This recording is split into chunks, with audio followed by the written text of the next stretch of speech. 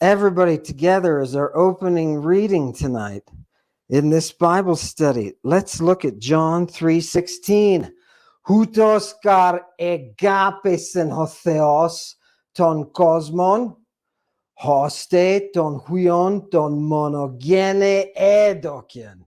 Hina pas opisteon es auton, me apoletai al eche zoen Ionion.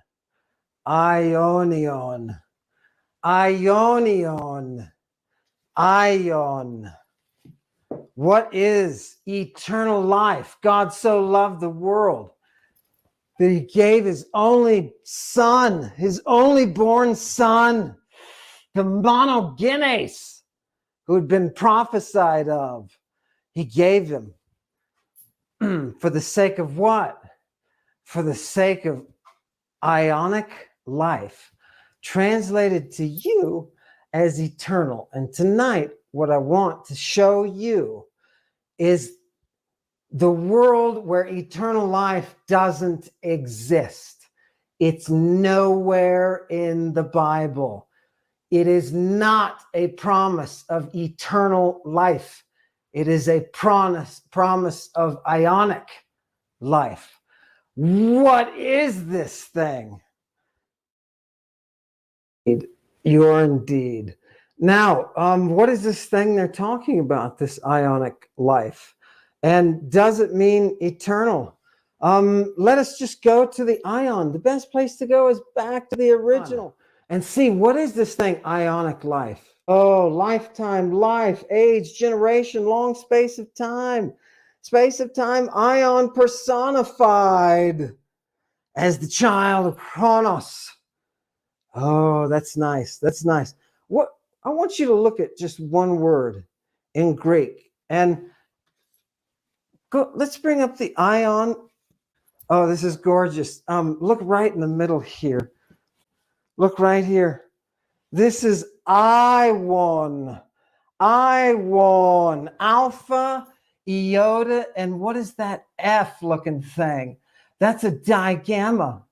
Can you say digamma? Yes. You know what that digamma is? It is from the Mycenaean Greek. This is a very, very old word. Ion. And where does it come from? From 1600 BC? Yes. Wow. What is the Ion? Before we can show you the Ion, we have to step over the cadavers of the terrible, terrible misconceptions and lies that you have been fed by people who pretend to know Greek and tell you, oh, it's from the Greek and it means this. And they do not know it. Chewy, show us the false derivation, the third clip that we've got. Yeah. If you know very much about the story of the Bible, you've probably heard that Jesus offers eternal life. Sounds nice, but what does Jesus mean by eternal life? Well, Jesus adopted this phrase from the Hebrew scriptures. In English, it's translated eternal life or sometimes everlasting life. But the phrase literally translated from Hebrew is life unto the age. Yeah. Yeah, seriously? Did he just say that? It's adopted from the Hebrew, and you people just sit there and, It's adopted from the Hebrew. I just showed you the Mycenaean. The Proto-Hebrew is at earliest 9th century BC. This is not Hebrew. This is not Semitic. This is Greek in its oldest form, at least the oldest recovered form that we have so far. Right? So the Proto-Hebrew is, to say that this is derived from Hebrew is tantamount to taking you in a back alley and having way with you. Yes, very bad. Shame on these people. Shame on these people. And why do people believe this? Because we have to. If it logically works out within the Judeo-Christian mystery, the languages have to follow each other, and that original source has to be Hebrew. They can't live, their universe shatters without that. The Masoretic sect in the 10th century starts crying out from their graves, "Ah, we created you a text." And that tradition has bound you for 1,000 years. Yes, it's time to wake up. What is the Ion? Where do we always go here at Lady Babylon? We go to the Medwa, right? We go to the Aryans who call themselves the Medoi. Yes, all because of this one woman. I'd like to bring you a text where we can see the Ion and to show you that it has been poorly, terribly mistranslated and criminally perhaps as eternal. Let me pull up the Medea text. This is the 4th Pythian Ode. And it is a record of Medea's oracle. What is Medea's oracle? Medea's oracle is, well, it's one of the oracles of Medea that she handed down from Thera, Santorini. She handed down this oracle of the future. It was kept by the Pythia, and the Pythia went ahead and released it when the inquiry was there that was relevant to the oracle. This is Pindar's record of that oracle, and in it we have the word Ion. And I just wanted you guys to see what the Ion is. You know, Ion is Hera. Hera is making sure, let's bring up the Greek. Hera is making sure that everybody is falling in love with Jason's ship, wants to go on the Argo. And what are they sailing to do? Right? He doesn't want them to, second line, 1 to 6th word in, Iona. Okay? So there we are. And he doesn't want them to have, to be staying there with their mothers. Hera doesn't want them to be staying there with their mothers. Having an Ion Akindunon.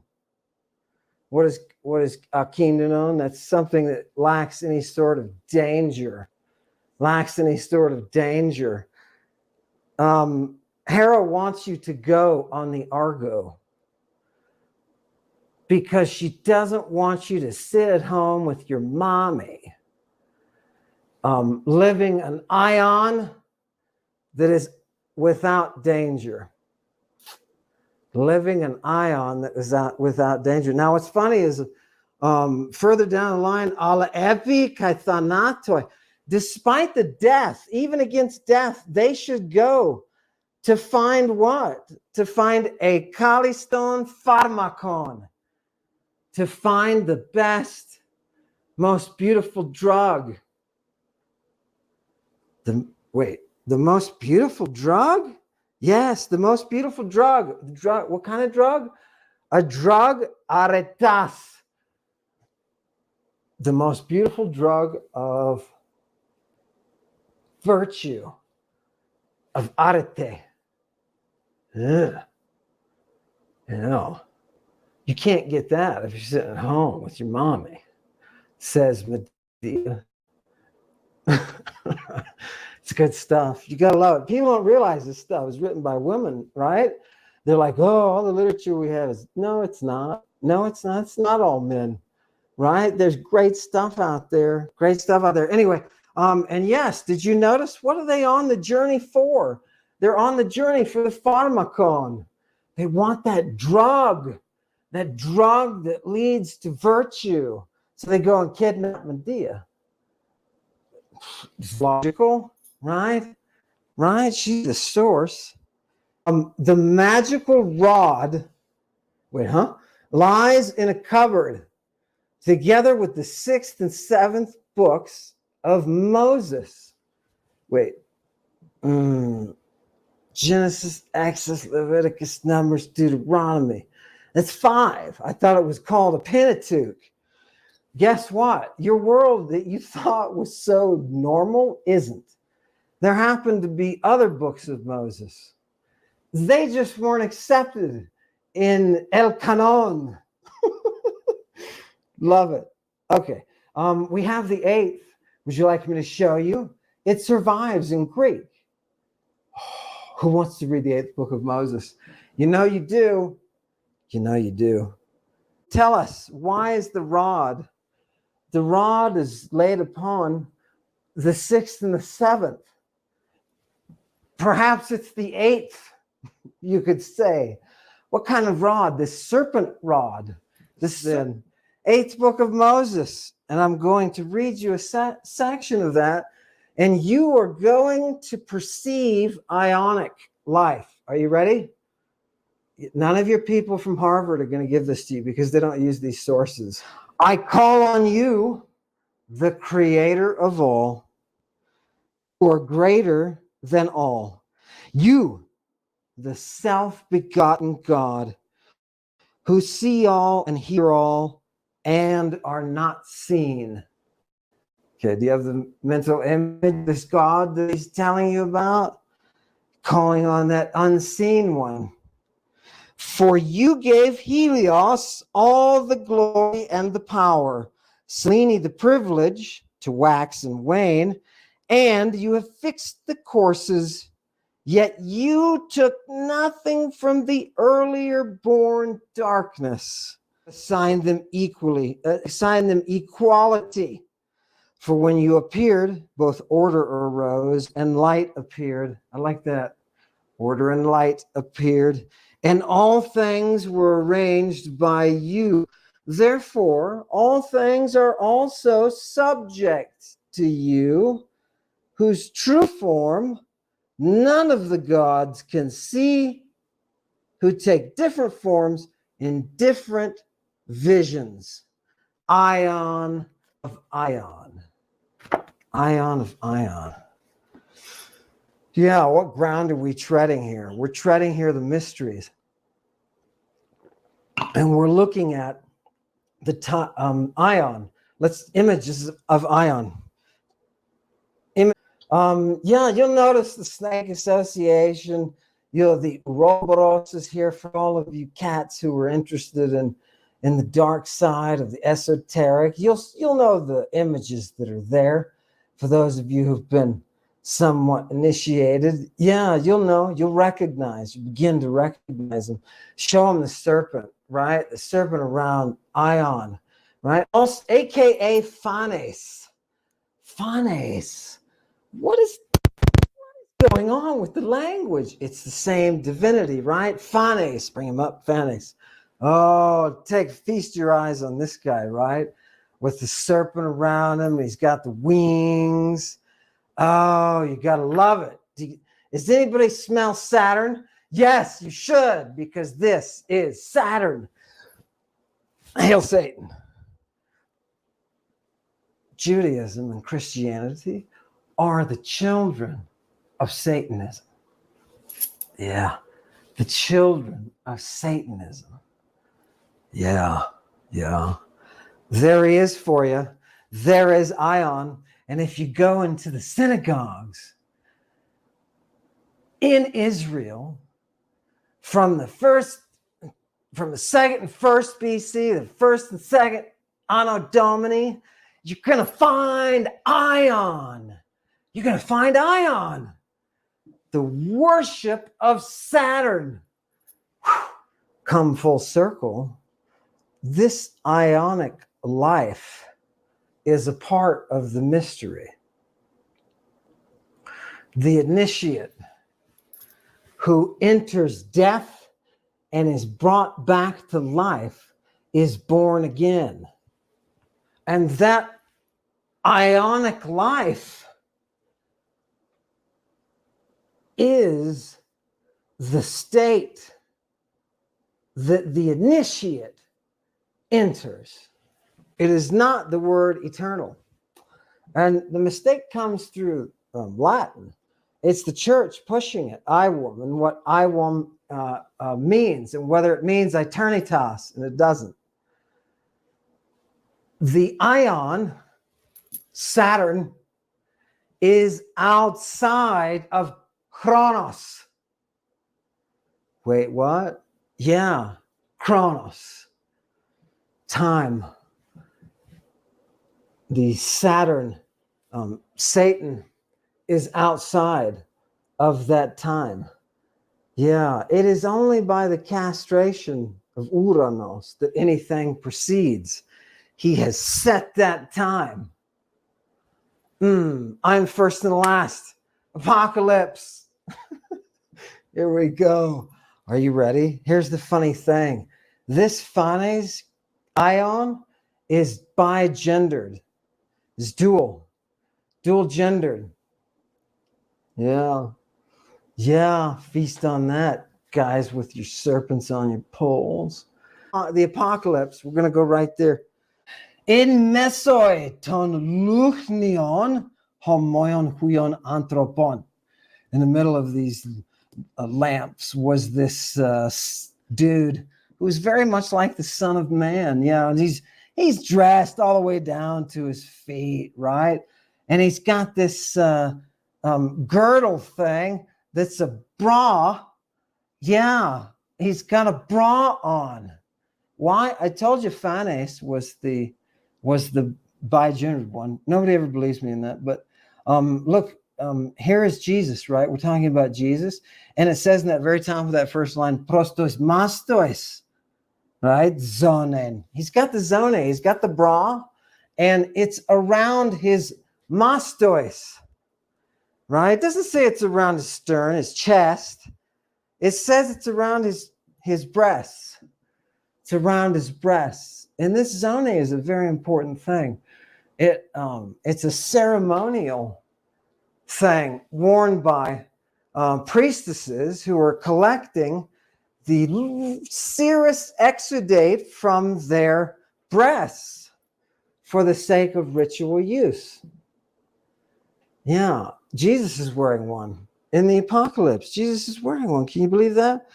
Okay, and his anyway, verse 14, and his head, right? He's got white hairs on his head, and they're white like a lamb, and yeah, Heon like the snow, and his eyes are the flux puros, right? The fire, that eruption of fire, the flux. Oh, it's got so much meaning. He's the one that you can't see, but appears.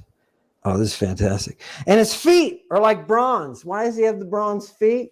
Because she has the bronze feet. But he will tell you in his hymn to Eternitas, he brings you the ion. Yeah, why? Because he's the guy who knows the purple, right? And the use of the purple. Remember the wings of purple right before in the Oracle of Medea. You guys have to read this stuff. You love it. Pindar, Pythian Odes.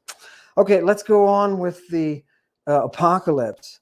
And having in his right hand, what did he have? He had the Asteras Heptae, he had the 7 stars. Yeah, and from his stomatos, from his mouth came what? A very sharp sword. Yeah, very sharp. Yeah, distomos, cutting 2 ways. Yeah, so he's got the stars. And his face, his opsis, his expression, his glare with that light that comes out of your eyes. These are all magic. This is magic physics, right? Yeah. What is it? What is this glare? It's like the Helios. Oh, okay. Wait a minute. Now we're getting close to it. Can you smell the sorcery? Can you smell the drugs? Can you smell what's going on in the text, right? He's got the bronze feet and all that kind of stuff. He's got all the witchy stuff there from the PGM, right? From the magical papyri. He's got it all. And he's also got the power of the sun, right? Who is the granddaughter of the sun who wears the breastband that collects the Galene? Who is she? The Medwa, the Medea. The Medea. Or when you look in the mirror and you face Edim. Yeah, in order to be in paradise, you got to be facing the mirror. You got to be facing Edim. Oh, yeah. You begin to see it. Can you taste it? Yeah. So, yeah, he was dead and alive. He came back, right? And put his right hand on him saying, don't be afraid. Now, look at how Jesus identifies himself here at verse 18. 17.5. Ego eimi. I am. Hoprotos kai ho eskatos. I'm the first and the boom, accomplishment, finish, the finishing. Eschatology, kaizon, and the living. He is the living. He's not offering you the Zoe. It's the Ionian Zoe he's offering you. And the living. And I became dead, nekros, and behold, I am alive. Eis tous ionas ton ionon. How do you translate that? It's in the plural. It says into the ions of ions. There has never yet been written a good English translation of that expression. And if I were to walk into your pastor's office, if I kicked down his door and walked in and threw my Greek text in front of him and said, listen, you little braggart, tell me, what does this expression mean? He wouldn't be able to. He wouldn't be able to. No. Yeah, why? Because they don't read. They just pretend to. Right? Anybody who tells you they do Greek, yeah, okay. It's rich. It's deep. It's deep. Right? You say it with reverence. And fear. A classical philologist says that with reverence and fear, because they've seen the great, wonderful depths of Greek, and they've swam. They know and respect its beauty. And anybody who tells you they know it probably doesn't. They just have had a couple of semesters. Look, he's into the ions of ions. That's a prepositional phrase there. Into the ions of ions. Yeah. What does it mean? I'm engaging. I am that. Ions of ions. Now, for God so loved the world that he gave his only begotten Son, that whosoever believeth, gotta love the King James, on him should not perish, but have ion. Interesting. Yeah. You have just uncovered a new reality. There is no eternal life. That is such an absurdity. It's a self-contradicting statement, right? Because the ion is by definition, especially if you're Pythagorean and you know the connection to 10, the decad. Does anybody know the decad? No, nobody knows the decad. Don't eat the Kabbalah on the way there, right? Kabbalah is later. It's medieval.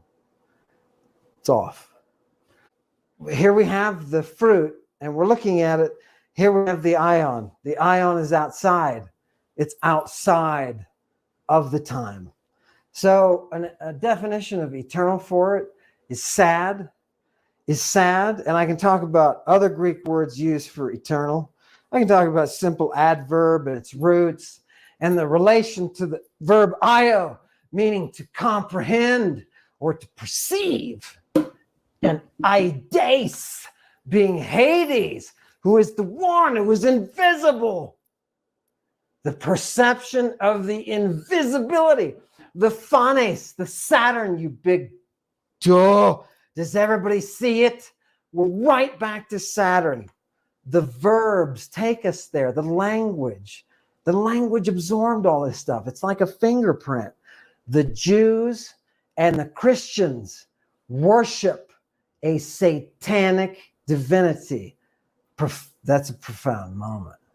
Christians worship a satanic divinity.